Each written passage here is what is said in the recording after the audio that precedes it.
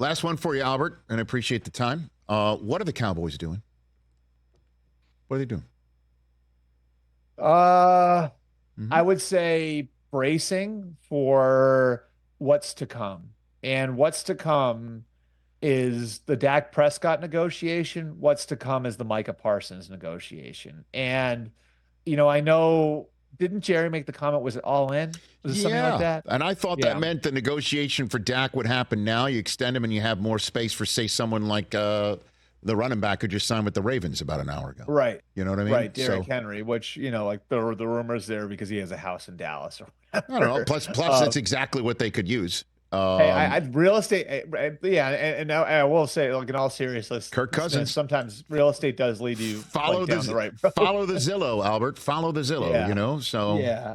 I think it's bracing for what's ahead and bracing for, the potential that they get both Dak Prescott and Micah Parsons done this offseason and what it's going to cost to do that. And as much as we've focused on Dak Prescott and what that's going to cost, I would not look past at how complicated the negotiation with Micah Parsons could be and how difficult that negotiation could be.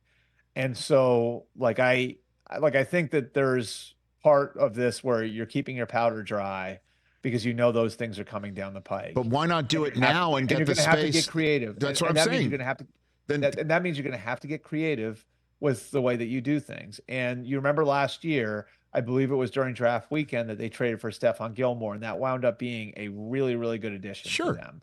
So I think for teams looking to be creative that have to maintain financial flexibility, the time to dive in usually isn't on the first day of free agency. There's a lot of offseason left, and I would expect that the Cowboys will be creative the way they were last year in trying to add to their roster because they need to maintain that financial flexibility because of the two big ticket items sitting there on the roster. But I thought maybe you do it now, get the flexibility on the cap and use it to go all in with guys who are available right now that can help you win the games in January you've been struggling to win.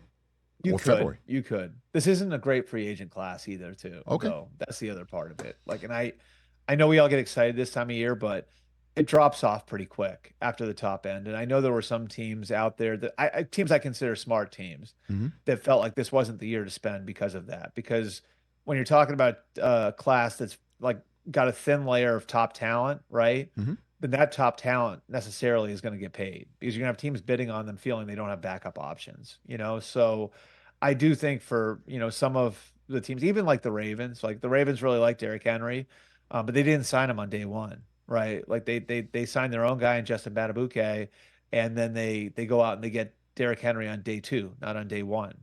I think that there are a fair amount of teams that you would consider some of the smarter teams in the NFL that I think strategically took a pass on the first day of free agency, even like Detroit, right?